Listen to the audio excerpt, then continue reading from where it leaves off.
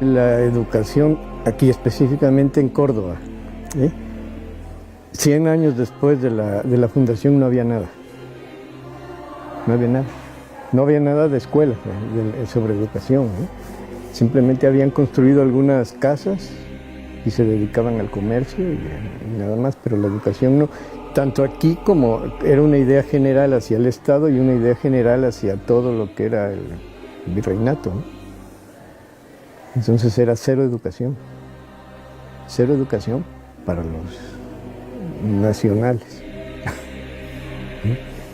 y poca educación para los de fuera, o sea, ¿para quiénes? Para los hijos de europeos, principalmente españoles, ¿no?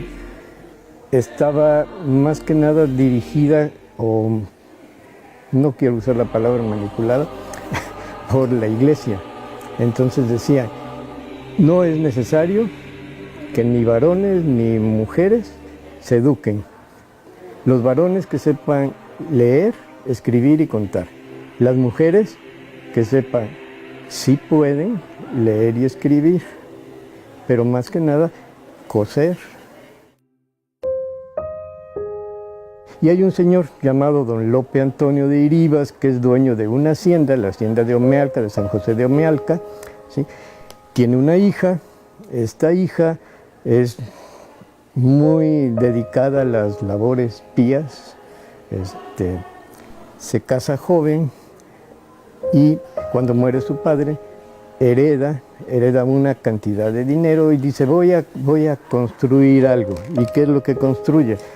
Lo que manda a construir es lo que se va a llamar la escuela asilo para niñas, pero aquí viene algo interesante, niñas blancas españolas, o sea, no para niñas de otro nivel.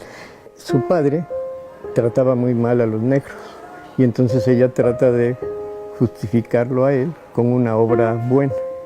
Dice, bueno, vamos a construir esta iglesia escuela, la cual, bueno, ya después, dentro de la historia, sí se funda como colegio.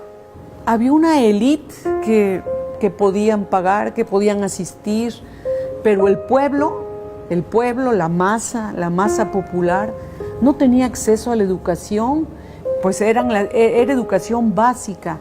Entonces ya después se necesitaban otros estudios, la moral, la ética, las artes, y por eso fue que se creó ese colegio preparatorio en 1871. Fue un hito en todo el país y después fue un medio para que se instaurara el Congreso Pedagógico en 1915, que dio luz a la primera secundaria en todo el país. De esta escuela han salido personas útiles a la sociedad, taxistas, carpinteros, gobernadores, periodistas, pedagogos connotados, el propio maestro Enrique Herrera Moreno, que fue fundador de la escuela secundaria, el doctor Manuel Suárez, que fue el que instauró las ideas para que se conformara ya la Universidad Veracruzana. Son escuelas públicas de mucha trascendencia y que han servido para el desarrollo de la región y del país.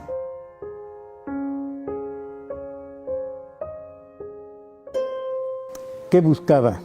¿Qué buscaba el Colegio Preparatorio de Ciencias y Artes? Que hubiera, decían, una educación propia, una educación práctica, una educación popular, una educación gratuita y de acuerdo con la reforma social.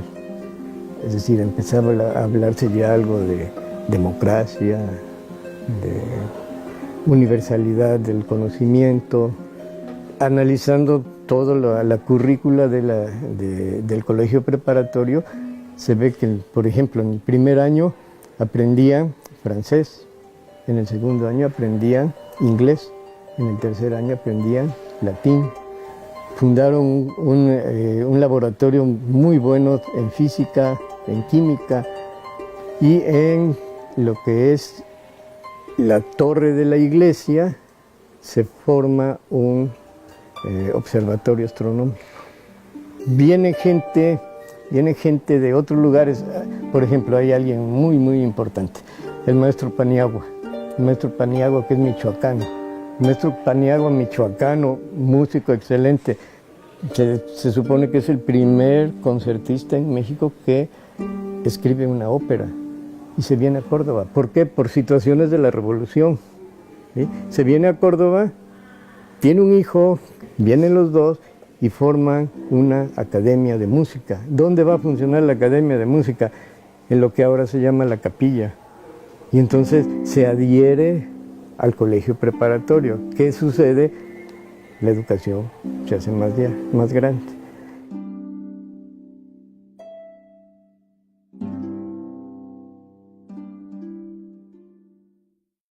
Yo creo que todos los cordobeses y todos los habitantes de la región tienen algún familiar o algún tío o algún abuelo que estudió en la escuela preparatoria o en la secundaria. Mena Sosa, hasta la fecha, por ejemplo, la Sociedad de Alumnos de la Preparatoria, hoy en la actualidad tiene su nombre, y en la cual se organizan actividades culturales, artísticas, deportivas, porque él estableció esas ideas, insisto, en el pensamiento liberal de la escuela pública. Los jóvenes requieren de nuestra atención de manera muy, muy especial. Y sí es bueno irse a estudiar a los pedagogos de entonces, como usted dice, de los que formaron ese colegio y esas escuelas, porque algo nos dijeron que no hemos hecho bien y que tenemos que retomarlo y que tenemos que reflexionarlo y a lo mejor enriquecerlo, pero seguir con esos lineamientos de la educación que fueron referentes en ese entonces, por algo fueron referentes. Entonces, digo, se pueden mejorar, se pueden replantear, pero es muy bueno ir a revisar.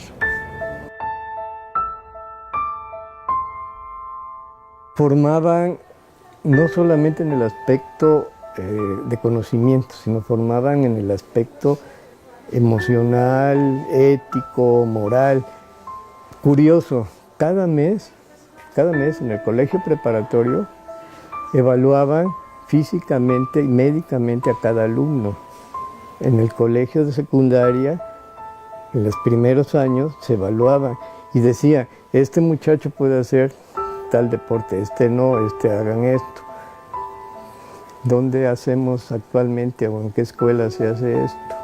La historia no son hechos pasados, no son hechos de entre buenos y malos, o tú hiciste mal, tú hiciste bien. No, la historia es un análisis de lo que sucedió, cómo lo conceptualizamos ahora y cómo lo podemos proyectar hacia el futuro, ¿no? La historia no es algo estático como desgraciadamente a veces se confunde, ¿no? Porque acordémonos que es una condición universal que para que un país progrese tiene que haber educación.